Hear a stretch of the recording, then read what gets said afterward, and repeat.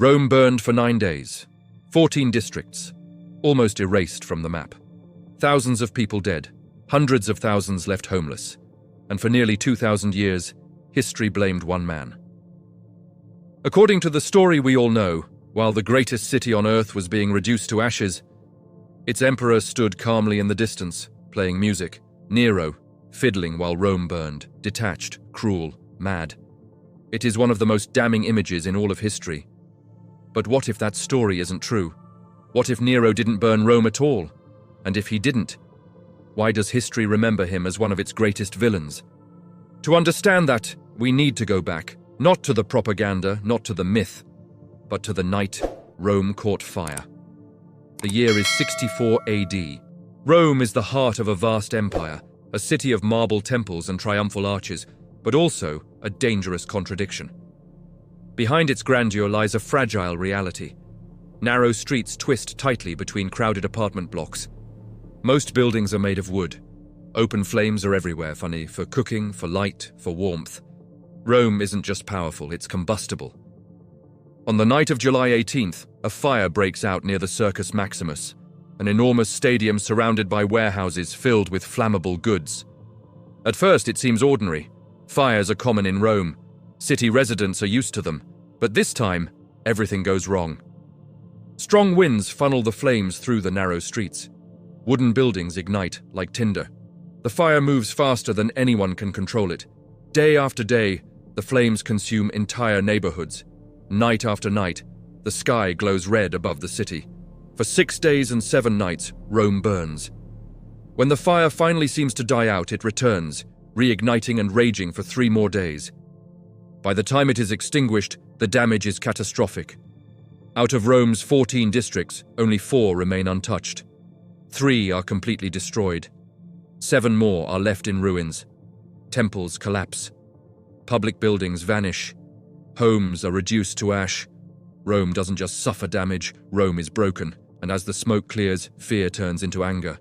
The people want answers. They want someone to blame. Rome had always lived with fire, but this catastrophe felt different. Too large. Too complete. Rumors spread quickly through the devastated streets. Some say the fire burned too efficiently, as if it were guided. Others claim they saw men blocking efforts to stop the flames, threatening those who tried to fight them. Whether these rumors were true or not hardly mattered. In a city ripped apart by loss, suspicion thrives. And before long, the whispers converge on one name. Nero. Emperor Nero. The most powerful man in the Roman world. Why would Nero burn his own city? The theories come fast and they are seductive. Some claim he wanted to clear land in the heart of Rome to build a palace unlike anything the world had ever seen. Others whisper darker motives, that he saw the fire as a form of art, a living recreation of the fall of Troy, a city he loved to sing about. And then the image appears. Nero, standing on a balcony, watching Rome burn while playing music. It is simple, it is shocking, and it is unforgettable. The story spreads, it sticks, and over time it hardens into fact. But here's the problem. That image, the very foundation of Nero's infamy, begins to collapse the moment we actually examine it. First, the instrument. The fiddle did not exist in ancient Rome. Nero may have played a lyre, a stringed instrument common at the time, but the famous image itself is a dramatic invention, shaped more by storytelling than by evidence.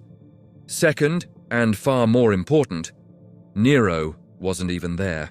According to the historian Tacitus, our most reliable ancient source on the fire, Nero was not in Rome when the flames began. He was in Antium, a coastal town over 50 kilometers away. When news reached him, he rushed back to the capital. And what he did next does not fit the profile of a man who had just destroyed his own city. Tacitus, who personally disliked Nero, records that the emperor opened his private gardens to the homeless. Public buildings were converted into shelters. Food was brought in from nearby towns and sold at reduced prices. Nero personally organized relief efforts and attempted to control the chaos. This does not sound like the actions of a detached arsonist enjoying the destruction from afar. So if Nero didn't start the fire, why did history decide he was guilty? If the fire itself did not destroy Nero's reputation, what came afterward certainly did. Because Nero wasn't just facing a ruined city, he was facing a political disaster. Long before the Great Fire, Nero was already a deeply controversial emperor, not because he was weak, but because he was different. Roman emperors were expected to embody dignity, restraint, and tradition. They were warriors, judges, rulers who remained distant from the public eye. Nero rejected that model entirely. He sang in public, he acted on stage, he competed in musical and athletic contests. To the common people, this was entertaining. To the Roman elite, especially the Senate, it was humiliating. An emperor was supposed to command respect. Nero wanted applause, and that made him dangerous. After the fire, Nero announced an ambitious reconstruction plan for Rome. On the surface, it was practical, even visionary. The new Rome would no longer be a tinderbox. Streets would be widened to slow the spread of flames.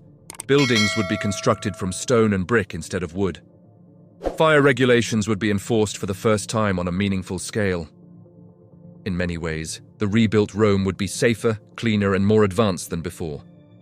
But buried inside these reforms was something that changed everything. At the heart of the new city, Nero claimed a vast stretch of land, and on it, he began building the Domus Aurea, the Golden House. The Domus Aurea was not a palace, it was a statement. Spread across what had once been entire neighborhoods, the complex featured gardens, porticos, pavilions, artificial lakes, and dining rooms designed to rotate so guests could enjoy different views. Walls glittered with gold leaf and precious stones. Its scale was unprecedented.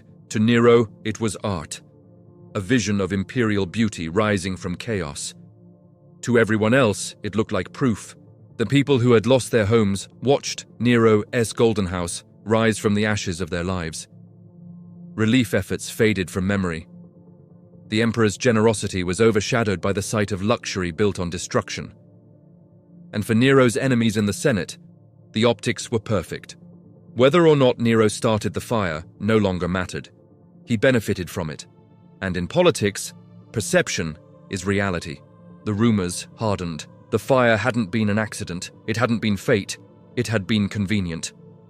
As resentment grew, Nero found himself trapped between two threats, an angry population and a hostile elite. The narrative was slipping out of his control. He needed to redirect the fury. He needed someone else to blame. That scapegoat already existed. A small, misunderstood religious sect was quietly growing inside Rome. They called themselves Christians. Christians were strange to the Roman world. They refused to honor the traditional gods. They met in secret. They spoke of loyalty to one god above the emperor himself. In a society built on religious conformity and public ritual, this made them suspicious, even subversive. Rumors about them spread easily. They were accused of immoral practices, conspiracy, even hatred of mankind. To Nero, they were politically perfect, isolated, unpopular, defenseless.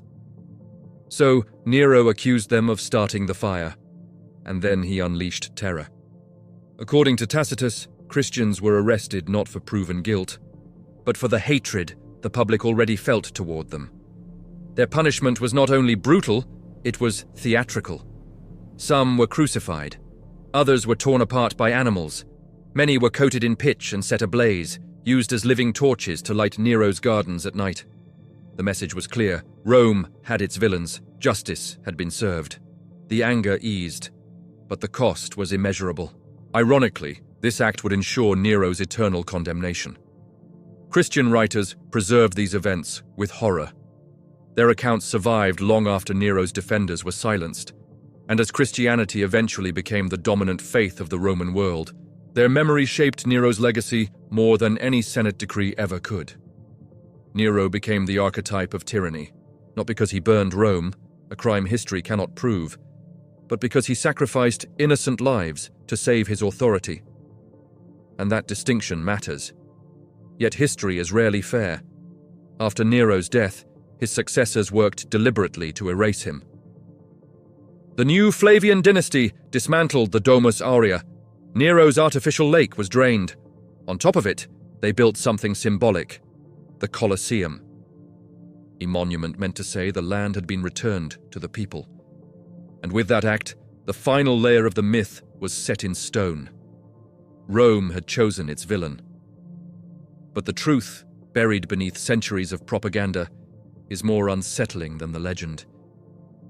Nero wasn't the mad emperor gleefully watching his city burn. He was something far more human, a ruler desperate to survive, and willing to commit unforgivable crimes to do so.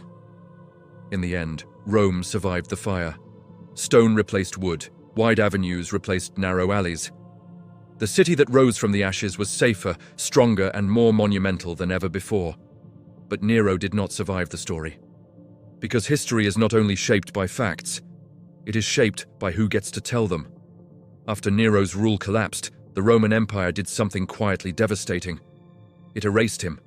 Official records condemned his reign. His statues were defaced. His name was spoken with contempt. The Senate performed what the Romans called damnatio memoriae, the condemnation of memory itself. Nero was not merely removed from power. He was transformed into a warning. A villain future rulers could point to and say, never again. And yet, beneath the layers of propaganda, the historical reality refuses to stay buried. The Great Fire of Rome remains an unsolved catastrophe. No ancient source can definitively prove who started it. Even Nero's harshest critics stop short of certainty. What we do know is this: fires were common in Rome. The city was built to burn. And disasters do not need villains to exist, but power does. The image of Nero fiddling while Rome burned was never about accuracy. It was about morality. It reduced a complex disaster into a single, digestible story. One man, one crime, one explanation. It spared Rome from confronting its own failures: unsafe housing, corruption, inequality, and neglect. And it spared future leaders from blame. Nero became history's scapegoat, long before he created his own, but that does not make him innocent. Stripped of legend, Nero emerges as something quieter and more disturbing. A ruler who initially responded competently to disaster. A ruler who introduced reforms that arguably saved future lives. And a ruler who, when his power felt threatened, chose terror instead of truth. He did not burn Rome for pleasure, but he allowed fear to turn him into a persecutor, and history would never forgive him for that. The persecution of Christians would outlive Nero by centuries. Their suffering became foundational to a belief system that would eventually reshape the empire itself. And when Christianity rose to power, it carried with it a memory of an emperor who chose violence over responsibility. That memory became immortal. Gold melts, stone erodes, stories endure. Today, the Colosseum stands where Nero's lake once shimmered. Tourists walk its perimeter, rarely realizing they are standing atop layers of erased history. Beneath their feet lie the remnants of a palace, a fire, and a reputation destroyed. The irony is striking. Nero tried to control his legacy and lost it forever. So was Nero history's most misunderstood emperor, or was he exactly the tyrant we remember? The answer lies somewhere uncomfortable, between propaganda and cruelty, myth and responsibility. The Great Fire of Rome did not just destroy buildings, it exposed how power reacts under pressure, and sometimes that reveals more than the flames ever could. History warns us about monsters, but it teaches us more when it shows us humans. What do you think? Was Nero a victim of political slander, or a ruler who earned his infamy through his choices? Let me know your thoughts in the comments. And if you enjoyed this journey into the ashes of history, don't forget to like, subscribe, and join us for more stories where myth meets truth.